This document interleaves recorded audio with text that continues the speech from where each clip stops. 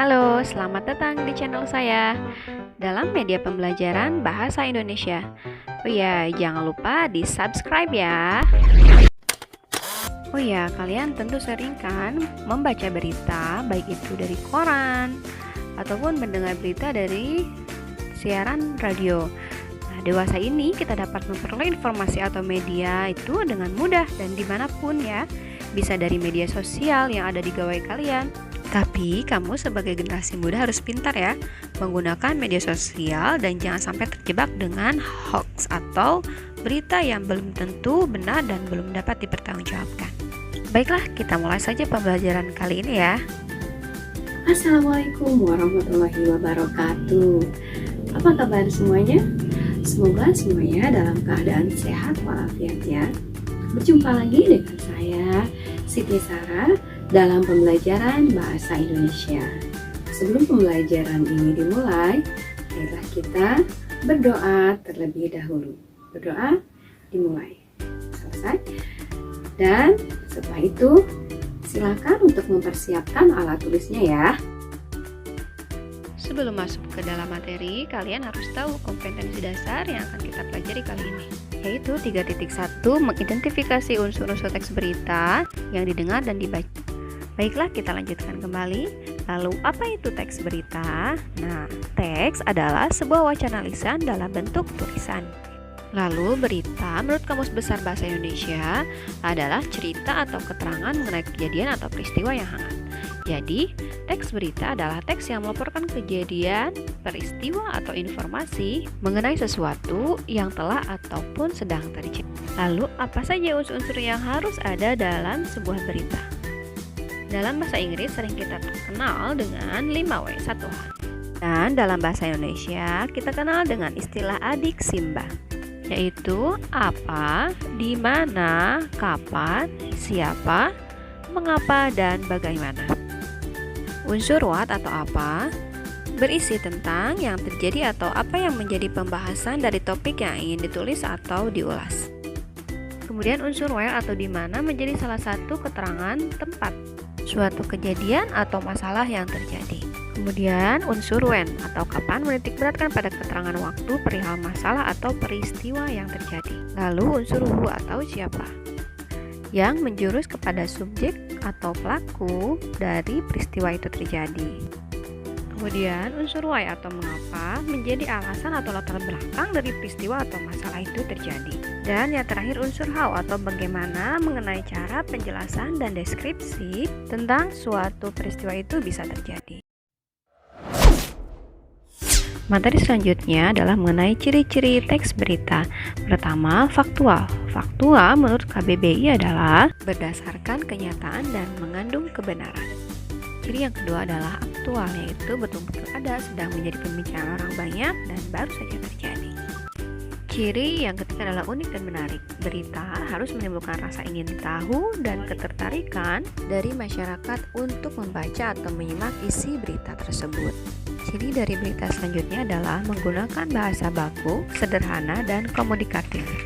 Bahasa baku adalah ragam bahasa yang cara pengucapan dan penulisannya sesuai dengan kaidah-kaidah standar yang berlaku, serta sederhana dan komunikatif. Artinya bahasa tersebut mudah dipahami oleh pembaca atau pendengarnya. Ciri teks berita yang terakhir adalah objektif. Objektif dapat diartikan berita yang disampaikan itu benar-benar berita sebenarnya tanpa dipengaruhi oleh pandangan atau opini pribadi, atau bisa dikatakan tidak berat sebelah ya. Selanjutnya, untuk melatih bagaimana mengidentifikasi unsur-unsur dari berita, simak video berikut ini ya. Kementerian Kesehatan telah menerbitkan surat edaran panduan pelaksanaan program vaksinasi COVID-19 bagi kelompok sasaran usia anak 12 hingga 17 tahun. Jubir vaksinasi COVID-19 Kementerian Kesehatan Siti Nadia Tarmizi mengatakan ada beberapa mekanisme pendaftaran vaksinasi anak. Yang pertama, melalui fasilitas kesehatan seperti puskesmas dan rumah sakit. Yang kedua, sebelum vaksinasi akan dilakukan screening, pelaksanaan vaksinasi, kemudian observasi. Tahapannya sama seperti yang dilakukan pada orang dewasa. Ketiga, peserta vaksinasi harus membawa kartu keluarga atau dokumen lain yang mencantumkan nomor induk kependudukan anak. Saat ini Kementerian Kesehatan tidak merekomendasikan anak-anak dibawa ke sentra vaksinasi umum untuk menghindari kerumunan. Kita tidak menganjurkan pelaksanaan vaksinasi sampai saat ini pada sentra-sentra vaksinasi ya, untuk menjamin keamanan anak ya, karena kan biasanya sentra vaksinasi sangat banyak dan kita tidak mau ada kerumunan, terutama nanti berpotensi akan membahayakan anak terhadap keterpaparan ya. Nah, jadi datang ke fasilitas pelayanan kesehatan, puskesmas ataupun rumah sakit ya. Bagi anak yang memiliki penyakit bawaan atau kelainan harus dalam pantauan dokter spesialis anak hingga kondisinya stabil dan dapat divaksinasi. Oke, dari Ikatan Dokter Anak Indonesia ada beberapa kontraindikasi yang diberikan sehingga anak tidak boleh diberikan vaksin COVID-19. Salah satunya adalah penyakit autoimun. Tapi penyakit autoimun ini jika sudah terkontrol oleh dokter spesialis anak itu kalau kondisinya aman dan stabil harusnya tetap bisa diimunisasi. Selain fasilitas kesehatan, nantinya vaksinasi anak akan dilakukan di sekolah-sekolah ketika pembelajaran tatap muka dimulai. Nindya Yuwono, Jakarta. Nah, setelah menonton tayangan berita tadi, marilah kita identifikasi unsur-unsur berita dari tayangan video tersebut. Yang pertama, unsur what atau apa, berkaitan dengan peristiwa apa yang terjadi pada berita tersebut atau isi dari berita tersebut. Nah, dari video tersebut dapat kita ketahui bahwa peristiwa yang terjadi adalah pelaksanaan program vaksinasi COVID-19 untuk anak usia 12-17 tahun. Yang kedua, unsur where atau di mana, dan berkaitan dengan di manakah peristiwa tersebut terjadi. Dalam tayangan video tersebut, pelaksanaan program vaksinasi untuk anak usia 12-17 tahun itu terjadi di Jakarta. Yang ketiga yaitu when atau kapan, yaitu kapan peristiwa itu terjadi.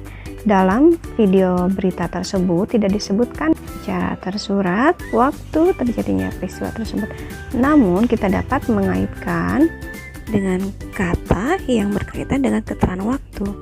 Jadi pelaksanaan program vaksinasi untuk anak usia 12-17 tahun itu terjadi ketika pembelajaran tatap muka di sekolah-sekolah dimulai. Yang keempat adalah who atau siapa. Dalam tayangan video tersebut, siapa yang mengalami peristiwa pelaksanaan vaksinasi COVID-19 tersebut, yaitu kelompok sasaran usia anak 12-17 tahun. Kemudian unsur why atau mengapa peristiwa itu terjadi. Pada tayangan berita tersebut dapat kita kaitkan alasan mengapa anak usia 12-17 tahun itu perlu diadakan vaksinasi COVID-19. Alasannya adalah untuk menjamin keamanan dan keselamatan anak ketika pembelajaran tatap muka dimulai. Dan yang terakhir unsur how atau bagaimana, yaitu bagaimana proses terjadinya peristiwa tersebut atau bagaimana proses vaksinasi pada usia anak 12-17 tahun tersebut dilakukan, yaitu proses vaksinasi tersebut harus mengikuti mekanisme pendaftaran vaksinasi yang telah dijelaskan pada video tersebut. Nah, bagaimana? Ternyata mudah bukan belajar mengenai teks berita. Semoga semuanya dapat memahami dengan baik ya. Dan apabila kurang memahami, silakan kalian ulang kembali video ini. Untuk membantu kalian dalam memahami unsur-unsur teks berita, aku memberikan latihan dalam memahami teks berita tersebut. Silakan klik link yang sudah tersedia di deskripsi video ini ya. Semoga semuanya dapat memahami pembelajaran kita kali ini ya. Dan ingat untuk selalu mematuhi protokol kesehatan, memakai masker, menjaga jarak, dan sering mencuci tangan.